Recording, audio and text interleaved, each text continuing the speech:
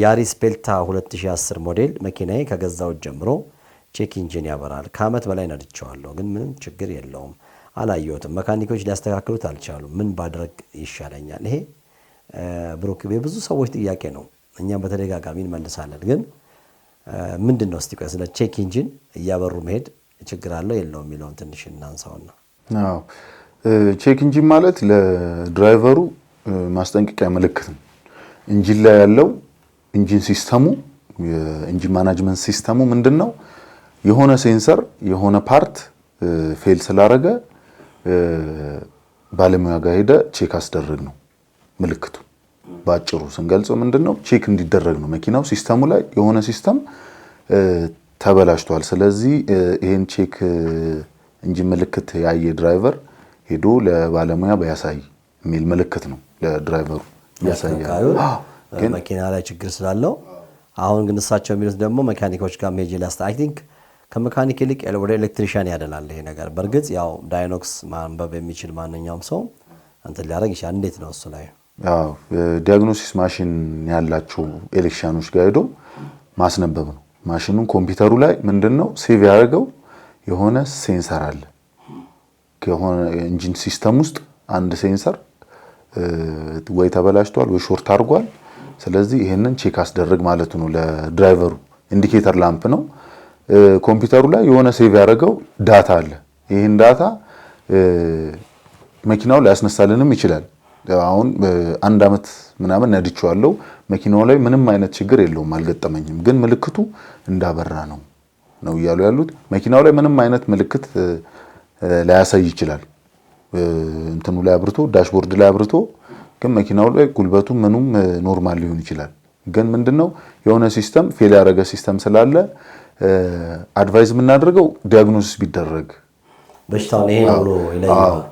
ይሄ ነው ብሎ ወይ ያቋረጠው ወይ የተቆረጠ ክር ወይ የማይሰራ ሴንሰር ሊኖር ስለሚችል ኮምፒውተሩን ስካን ማስደረግ ማስነበብ፣ ከዛ የሆነ ፎልት የሆነ ዳታ ያወጣልናል። ያንን ዳታ ሶልቭ ማድረግ ቀላል ነው። ጥሩ ነው ብሩክ። እንግዲህ ሌላው ምንድነው የኔ ራሱ አሁን አንድ ቀን ለሁለት ቀን ያህል በራና ቀዳሜና እሑድ ነው ዝም ብሎ ብዙ አልነዳነውም። ግን ሰኞ ስናየው ጠፍቷል። ሞተር አጥተን ስናስነሳው ከዛ በዛው ጠፍቶ ቀረ።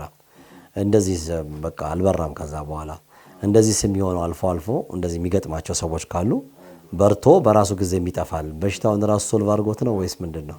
ያ ምን ይሆናል መሰለ አሁን መኪናችንን ወይ ፒስታ የሆነ ሳልቶ ምናምን ገብተን ስንወጣ የሆነ ኤሌክትሪክ ፓርት አላቸው ዛሬ ስለገባኝ ለተመልካቾች ሳልቶ ማለት አስፋልት የሆነ የተቆራረጣል አይደል? የሆነ ጉርጉድ ያለ ቦታ ምናምን ስናገኝ ሳልቶ ነው የሚባለው።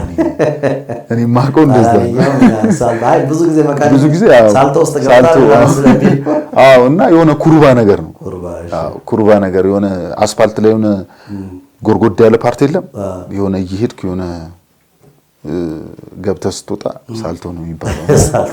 እና እንደዚህ አይነት ቦታ ሲሆን ወይ ኮብልስቶን ውስጥ የስፒድ ብሬክ አለ አይደል? ወይ እንደዛ ሳታቀው በስፒድ ሄደ እንትን ስትል አንዳንዴ እኮ ካር ብሬክ ተብለዋል። እና መኪና ስፒድ ብሬክ ከማድረጋቸው የተበለጠ መኪና አንዳንድ ቦታ የሚሰራው በጣም በቃ አስቸጋሪ ምልህ የሆነ ስታንዳርድ ቢኖረው ጥሩ ነው።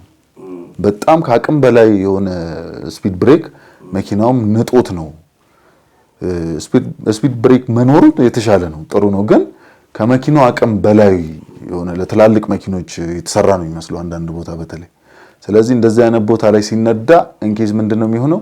የሆነ ሴንሰር ላይ የሆነ መኪናው ላይ የመንገጫገጭ ባህሪ ስላለው የሆነች ኤሌክትሪክ የመቋረጥ ባህሪ ሊኖረው ይችላል። ያ ማለት ምንድነው?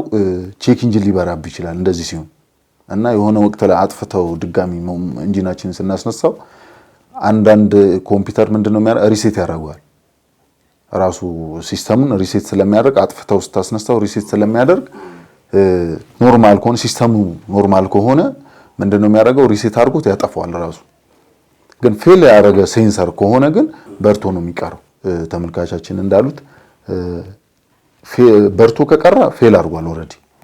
ግን አጥፍተው ስታስነሳ በርቱ የነበረው የሚጠፋ ከሆነ ግን ወይ ማጥበቅ አለብን እዛ ጋር የላላ ነገር ካለው የቼክ ኢንጂን የመብራት ባህሪ ያለው። ስለዚህ ወጣ ገባ የሆነ መንገድ ገብተን ስንወጣ የሚበራ ከሆነ የሆነ ያልጠበቀ ነገር አለ ወይ ግራውንድ የሚነካብናል። የዛኔ ምንድነው የሚያደርገው ቼክ ኢንጂን ላምፓችንን ልናይ እንችላለን። ብሩክ እንግዲህ ቀጣዩ ጥያቄያችን በቴክስት ደህና ዋላችሁ ትዕግስት እባላለሁ ከአዲስ አበባ መኪና ኮሮላ ኤክስኪዩቲቭ ነው ለሰርቪስ ጋራጅ አስገብቸው ጉልበት አነሰው ብሎ ተፈቶ ሞተሩን ነበር ግን አሁን መንገድ ላይ መሄድ አልቻልኩም እንቅንቅ ያደርገዋል ተመልሼ ሲሄድ ካንዴላ አካባቢ አስተካክሎ ሰጠኝ ግን ምንም ለውጥ የለውም እባካችሁ የተለመደውን ትብብር አድርጉልኝ ከሰላምታ ጋር። መኪናው ኮሮላ ኤክስኪዩቲቭ ነው እንቅንቅ ነው ጥያቄው። ጉልበት ሊይዘው የሚችለው አንደኛ ካንዴላ አካባቢ አስተካክሎ ሰጥቶኝ ነበር ድጋሚ ያው ሆነብኝ ነው የሚሉት። መጀመሪያ ልናይ የምንችለው ኢግኒሽን ኮይሉ ነው። ይሄ ኮሮላ ኢንጂን ላይ ኢግኒሽን ኮይሉ ምናልባት ሊሰርቅ ይችላል። አራቱንም ቤት ማስፈተሽ አለብን። ለምን አራቱም ቤት ከአራቱ ቤት አንዱ ወይም ሁለቱ የማይሰራ ከሆነ እሳት የሚሰርቅ ከሆነ ምንድነው ጉልበት ይዝብናል እንቅንቅ የማድረግ ባህሪ ሊኖረው ስለሚችል የመጀመሪያው ኢግኒሽን ኮይሉን አራቱን በደንብ ማስፈተሽ ነው። የማይሰራ ካለው ወይ የሚሰርቅ ቤት ካለው የሚሰራ ሆኖ እሳት እያወጣ የሚሰርቅ ቤት ሊኖር ይችላል። ያ ማለት ኢግኒሽን ኮይሉ ይሰራል ግን ወገቡ ላይ ጎኑ ላይ ምንድነው የሚሆነው እሳት ሊሰርቅ ይችላል። ይሄ ማለት ምንድነው ሙሉ ኢግኒሽን ኮይሉ ያመነጨውን ኤሌክትሪክ ወደ ስፓርክ ፕለጋችን አያስተላልፍም ማለት ነው። ወዲያው ግራውንድ ስለሚያደርግበት ምንድነው የሚሆነው ጉልበቱ ያንሰዋል።